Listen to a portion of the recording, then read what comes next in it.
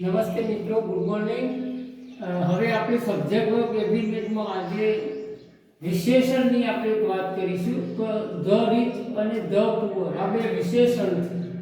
એટલે વિશેષણ પછી નામ આવતું ના હોય એટલે વિશેષણ આખો કર્તા તરીકે ગણાય. એટલે આવો કરતા હોય એટલે આખો સમૂહ બતાવે. દાખલા તરીકે ધ રીચ આર લેઝી, આનો મતલબ રીચ એટલે પૈસાદાર લોકોનો સમૂહ છે.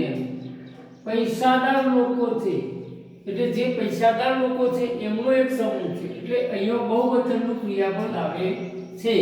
આવું જ નીચે આપણે એક વાક્ય જોઈએ, ધ પુઅર આર લેબોરિયસ. તો પુઅર એટલે ગરીબ લોકોની વાત છે. એટલે આખો સમૂહ થાય એટલે ગરીબ લોકો બધા આવી જાય તો ગરીબ હોય.